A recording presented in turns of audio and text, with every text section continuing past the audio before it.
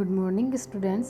अब तक हमने जो टॉपिक देखा है उसमें हमने मेवाड़ का इतिहास देखा और हमने राजस्थान के जितने भी प्रमुख राजवंश हैं उनका क्षेत्र, उनके शासक आदि की चर्चा हमने की है। आज हम मारवाड़ के जो राठौड़ वंश हैं उनके बारे में विस्तार से चर्चा करेंगे। कंसेप्ट समझने के लिए स्टूडेंट्स, जिस तरीके से ये जो राजस्थान, यहाँ हम कह सकते हैं राजपूताना, उस समय राजपूताना नाम था, 1949 में इसका नाम राजस्थान होता है। कुछ इस तरीके से पतंग की आकृति वाला राजस्थान है।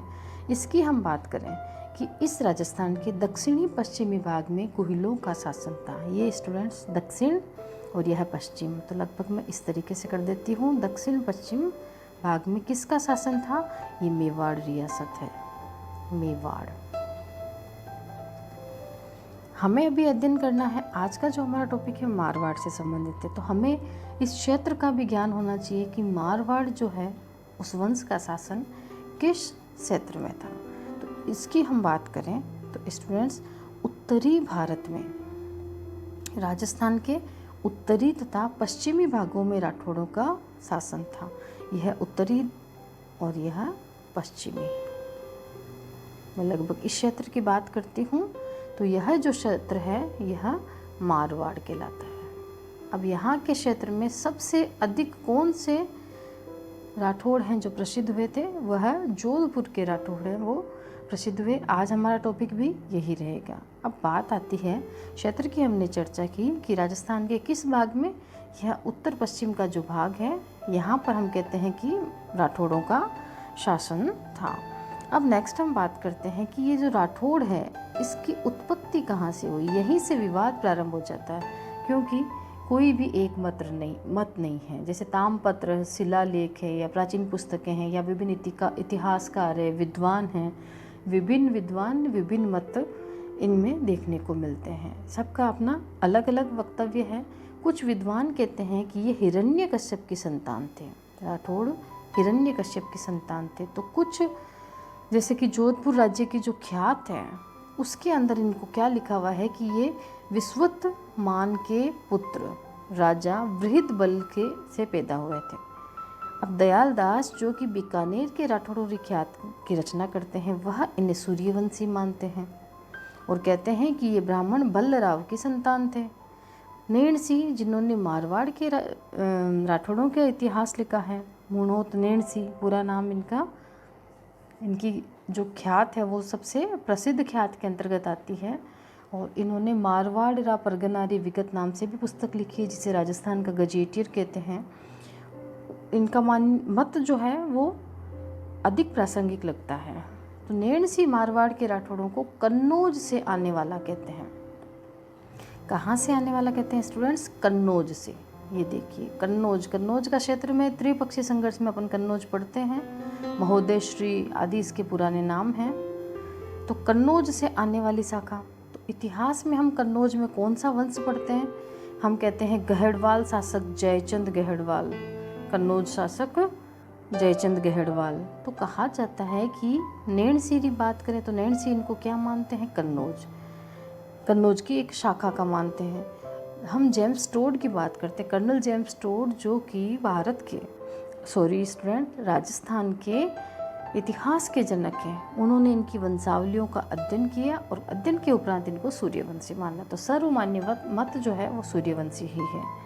अब उत्पत्ति पर एक राय नहीं है, परंतु सभी विद्वान इस एक मत पर कि यह दक्षिण से आने वाले राष्ट्रकूटों के अवश्य संबंधित हो सकते हैं, इस पर सभी विद्वान जो हैं एक मत हैं। अब बात आती है दक्षिण में राष्ट्रकूटों के किस व्यक्ति की संतानें ये हो सकती है। तो हम देखते हैं, देखिए स्टूडेंट, जो जोधपुर और बीकानेर दोनों के राठौड़ इतिहास में ज़्यादा फेमस है। नागौर में भी मिलेंगे, किशनगढ़ में भी मिलेंगे, परंतु प्रसिद्धि के आधार पर हम देखें तो जोधपुर और बीकानेर के जो शासक हैं वो अधिक प्रसिद्धि रखते हैं। अब जोधपुर की हम बात करें, क्योंकि जोधपुर से ही बीकानेर के शासकों की उत्पत्ति हुई है, तो जोधपुर के जो राठौड़ हैं उनका जो मूल पुरुष है, मूल पुरुष कह दीजिए, आदि पुरुष कह दीजिए, प्रथम पुरुष कह दीजिए, एक ही बात होती है। तो इनका जो मूल पुरुष है वो सिंहा है, राव सिंहा के नाम से इतिहास में जाने जाते हैं। कहा जाता है कि ये जो राव सिंह थे, यह कन्नौज का जो गहड़वाल शासक था, अभी मैंने कहा था जयचंद गहड़वाल, संयोगिता प्रश्न को लेकर के इसका विवाद होता है पृथ्वीराज चौहान से, वही जयचंद गहड़वाल, उसका प्रपौत्र माना जाता है। ठीक है, नेक्स्ट हम बात करते हैं सिंहा जो है उसने क्या किया था कि सिर्फ मेवाड़ के एक छोटे से भाग में, पाली जो क्षेत्र है उसका उत्तर पश्चिम का एरिया है, वहाँ अपना राज्य स्थापित किया था। तात्पर्य यह है कि जो राव सिंहा हैं उनकी अगर हम बात करें, वो ज़्यादा क्षेत्र पर अधिकार नहीं कर पाए हैं, उनका क्षेत्र जो है वह थोड़ा बहुत रहा है, परंतु संस्थापक आदि पुरुष मूल पुरुष हम राव सिंहा को ही कहेंगे। तो तात्पर्य यह है कि राठौड़ राज्यवंश के संस्थापक कौन था, तो हम कहेंगे राव सिंहा था। अगला प्रतापी शासक हम देखते हैं राव चुंडा। इतिहास में स्टूडेंट 2 चुंडा हुए हैं। जब भी मैं पढ़ाती हूँ, जब भी मुझे लगता है कि कोई 2 व्यक्ति एक नाम से हुए हैं, तो मैं उनको आपको यहाँ पे क्लियर करने की कोशिश करती हूँ, और आप भी राइट डाउन कर लीजिए, क्योंकि वीडियो देखने के कुछ समय बाद हम भूल जाते हैं। आप उनको लिखने की आदत डालिए। तो देखिए स्टूडेंट, राव चुंडा की अगर मैं बात करूँ, राव चुंडा, चुंडा नाम से 2 इतिहास में हैं। एक है राणा चुंडा जो मेवाड़ के शासक लाखा के पुत्र हैं, ठीक है, जो कि मेवाड़ के भीष्म पितामह भी कहलाते हैं। एक है राव चुंडा जो कि जोधपुर में राठौड़ वंश के शासक हैं। राव चुंडा की हम चर्चा करें कि इनके द्वारा सबसे पहले मंडोर पर अधिकार किया गया था। किस स्थान पर? देखिए स्टूडेंट, मंडोर जो रावण का ससुराल है, मंडोर को लेकर के भिन्न भिन्न समय पर विभिन्न शासकों के द्वारा अधिकार किया जाएगा। तो सबसे पहले मंडोर को अपनी राजधानी बनाने का कार्य या फिर उस पर अधिकार करने का कार्य कौन कर रहा है? राव चुंडा कर रहा है। तो एक प्रश्न बनता है स्टूडेंट कि मंडोर सबसे पहले किसके कार्यकाल में मारवाड़ की राजधानी बना? हमें कहना है राव चुंडा के। ठीक है स्टूडेंट, नेक्स्ट हम बात करते हैं कि इसकी एक पत्नी होती है चांद कंवर, जिनके द्वारा चांद बावड़ी भी बनाई जाती है। चांद कंवर से इसके 2 संतानें होती हैं, एक राव रणमल और एक हंसाबाई, परंतु इनका अनुराग अन्य पत्नी के साथ होता है, इस कारण यह दोनों यहाँ से नाराज होकर के चले जाएंगे। अगला हमारा शासक रहेगा राव रणमल की बात करेंगे। देखिए स्टूडेंट्स, ऐसा व्यक्ति राव रणमल, एक समय ऐसा आएगा इतिहास में जिस समय यह जोधपुर से तात्पर्य मारवाड़ तथा मेवाड़ दोनों रियासतों पर अपना प्रभुत्व स्थापित करेगा। ये है राव रणमल जो राव जोधा के पिताश्री हैं। तो रणमल की वीरता की अगर हम बात करें कि यह नाराज होकर के चले जाएंगे भाई बहन मेवाड़ रियासत में, और मेवाड़ रियासत में उस समय तत्कालीन शासक है राणा लाखा। यह अपनी बहन का विवाह, बहन का नाम क्या है? हंसा देवी। यह अपनी बहन का विवाह राणा लाखा से करवाएगा, परंतु एक शर्त के साथ कि हंसाबाई का जो पुत्र होगा वही आगे जाकर के मेवाड़ का शासक बनेगा। अब कहा जाता है कि राणा चुंडा ने जब ये बात सुनी तो उन्होंने सहर्ष मेवाड़ जितनी बड़ी रियासत की गद्दी 1 मिनट में छोड़ दी, जैसे कि भीष्म पितामह ने भी एक बार ऐसी प्रतिज्ञा ली थी। इस कारण उनको मेवाड़ का भीष्म पितामह कहते हैं। अब कहा जाता है कि इन हंसा देवी तथा राणा लाखा की जो संतान थी वह थी मोक्कल। अब जब मोक्कल गद्दी पर बैठेंगे तो संपूर्ण प्रशासन मेवाड़ का रणमल के हाथ में रहेगा। किसके हाथ में रहेगा? मेवाड़ प्रशासन रणमल के हाथ में रहेगा। और रणमल की हत्या फिर बाद में हम देखेंगे कि मोक्कल की हत्या हो जाएगी, और उसका जो पुत्र है अल्पायु महाराणा कुंभा की हम बात करेंगे।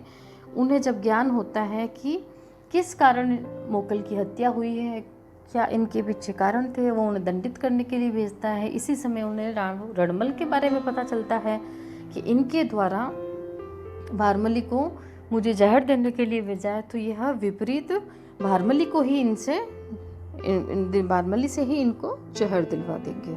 तो इसकी हत्या कौन करेगा? इसकी जो प्रेमिका है भारमली, वो उसके सहयोग से इसकी हत्या करवा दी गई, उसको जहर दे दिया गया। जयपुर में जो स्टूडेंट्स तमाशा वगैरह होते हैं उनमें ये भारमली नाम से भी एक छोटा तमाशा होता है, उसमें ये सारी स्टोरी नृत्य और नाट्य के माध्यम से दिखाई जाती है। अब अगला शासक हम करेंगे राव जोधा। देखिए स्टूडेंट्स, राव जोधा मारवाड़ के प्रमुख प्रतापी शासक हैं, क्योंकि वर्तमान में मारवाड़ क्षेत्र का नाम है जोधपुर, जो इन्हीं के नाम पर है, राव जोधा के नाम पर है। राव जोधा मारवाड़ के शासक रणमल के पुत्र हैं। अब क्या होता है कि रणमल की जब हत्या हो जाएगी, राव जोधा को पता चलेगा, उस समय कुछ समय के लिए यह स्वयं को सुरक्षित करने के लिए जंगलों में ही रहेंगे और वहीं जंगलों में यह अपनी शक्ति का विस्तार करेंगे। ठीक है, कहा जाता है कि 1453 में इन्होंने पुनः मंडोर जीता।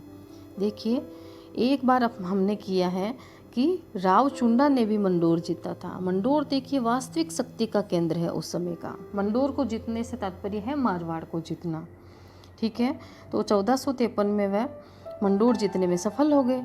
अब होता क्या है कि वह चाहते हैं कि मेवाड़ के साथ में जो अपना संघर्ष चल रहा है, क्योंकि रणमल की हत्या कौन करवा रहा है, मेवाड़ के ही शासक सामंत करवा रहे हैं, तो ये सोचता है कि उस संघर्ष को मैं समाप्त करूं। और उस संघर्ष को समाप्त करने के लिए, मेवाड़ से सुलह करने के लिए अपनी पुत्री होती है, नाम होता है स्टूडेंट श्रृंगार देवी, उसका विवाह मेवाड़ के राजकुमार रायमल, जो कि कुंभा के पुत्र हैं, उस रायमल से करवा देते हैं।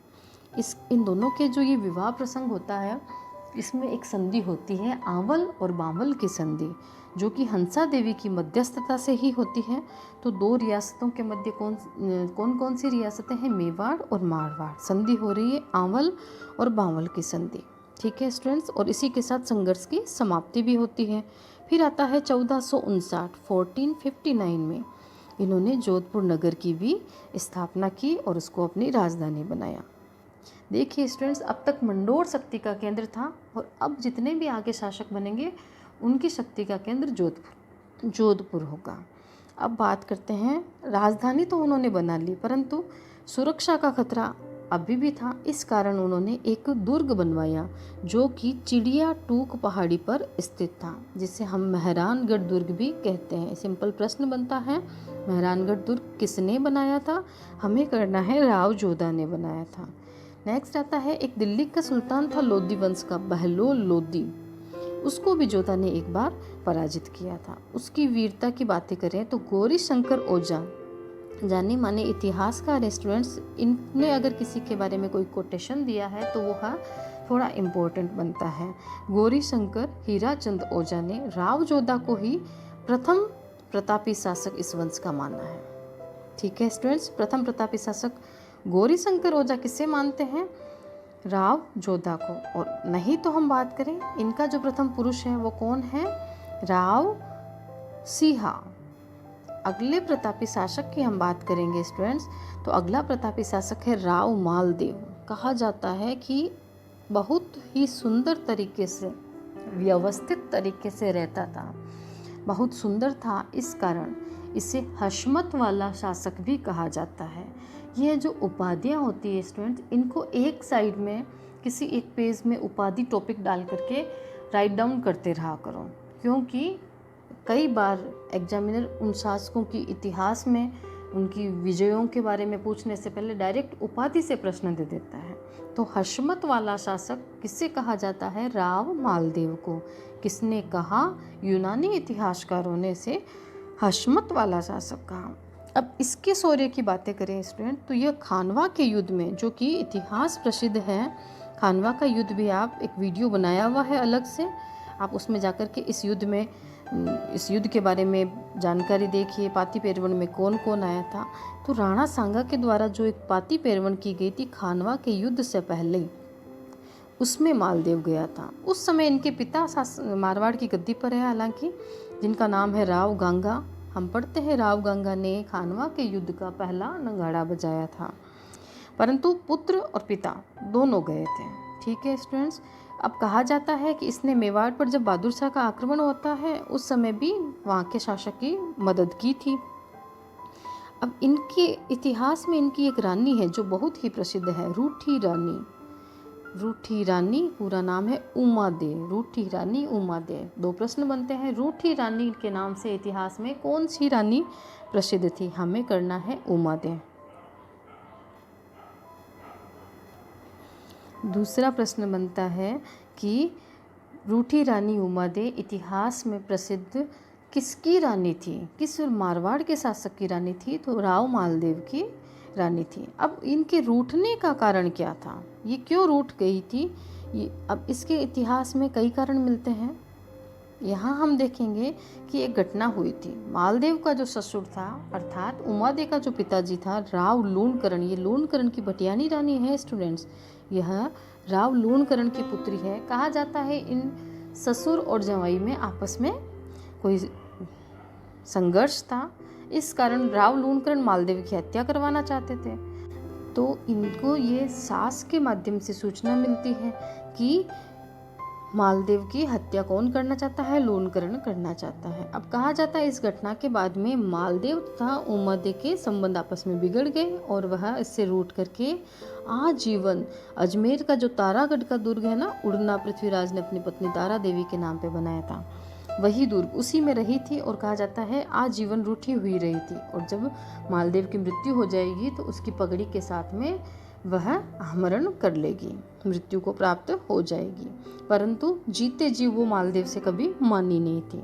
नेक्स्ट आता है मालदेव के हम विजयों की बात करते हैं। तो मालदेव की विजयों की बात करें तो मालदेव ने मेड़ता का जो शासक था बीरमदेव मेड़तिया, उसको पराजित किया। बीकानेर का जो शासक था राव जेत सिंह, उसको पराजित किया। यह दोनों देखिए स्टूडेंट, ध्यान से देखना कि कंडीशंस कैसे चेंज होती है। राजपुताना के दो शासक, मेड़ता का बीरमदेव और बीकानेर का रावजेत सिंह, यह दोनों जब इनका राज्य इनसे छीना जा रहा है तो दोनों के दोनों शेर शाह सूरी की शरण में चले जाएंगे। अफगान शासक है, कुछ समय के लिए हुमायूं गद्दी से हटता है, उस समय शेर शाह सूरी जो है वो शासक बनते हैं, तो शेर शाह सूरी की शरण में चले जाएंगे और वहाँ दिन भर बैठे बैठे उसे उकसाते रहेंगे कि आप राव मालदेव पर चढ़ाई कीजिए। अब कहा जाता है 1539 में जो हम करते हैं ना,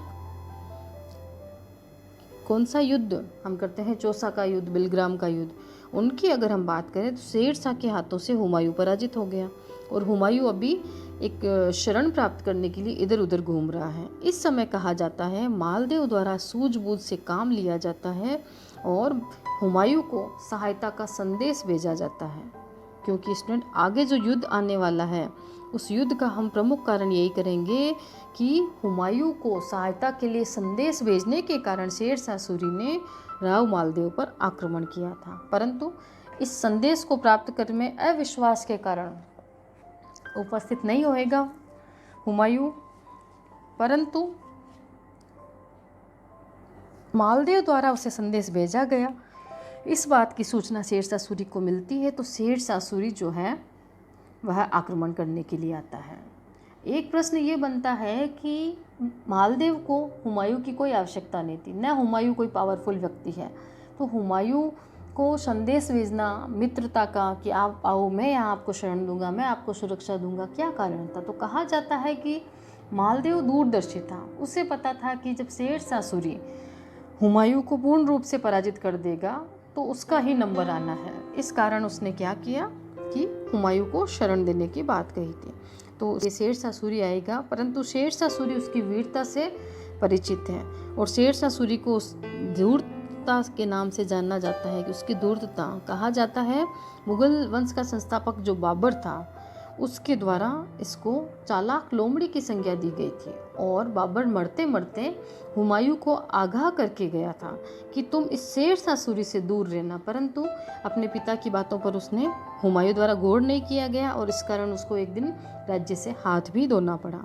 अब शेर शाह सूरी ने धूर्तता दिखाई, उसे पता था कि सेना के माध्यम से मालदेव से जीतना थोड़ा मुश्किल कार्य है, इसलिए उसने क्या किया, मालदेव के सेनापतियों के बीच में ही अविश्वास उत्पन्न कर दिया और कुछ जाली पत्र छपवा करके शिविर के आसपास में बंटवा दिए और कहा जाता है कि इससे मालदेव के सेना जो है उसमें रोष हो गया और अविश्वास की स्थिति उत्पन्न हो गई। इस कारण कुछ सेना रास्ता छोड़ के चली गई। अब इस समय जब जनवरी 1544 लेडीज सुपरवाइजर का जो पेपर हुआ था स्टूडेंट, उसमें आता है गिरी सुमेल का युद्ध कब हुआ था, और बात ये थी कि चारों ऑप्शन में 1544 था, परंतु जनवरी 1544, नवंबर 1544 करके ऑप्शन थे। हमें याद रखना है सबसे पहले महीने में हुआ था, जनवरी 1544 में गिरी सुमेल का युद्ध होता है, मारवाड़ प्लस शेरशाह के मध्य होता है। अब कहा जाता है कि इस युद्ध में बहुत वीरता का युद्ध था। इस युद्ध में शेरशाह सूरी कहते हैं कि घोड़े से नीचे उतर गया, क्योंकि जब उसे लगा कि संभावना नहीं है जीत की, वो घोड़े से नीचे उतर गया तथा उसने अल्लाह से दरख्वास्त की कि आप मुझे सिर्फ इस एक युद्ध में जीता दीजिए। और कहा, जब वो जीत गया तो उसके मुंह से यह शब्द निकले, एक मुट्ठी भर बाजरे के लिए मैं हिंदुस्तान की बादशाहत खो बैठता।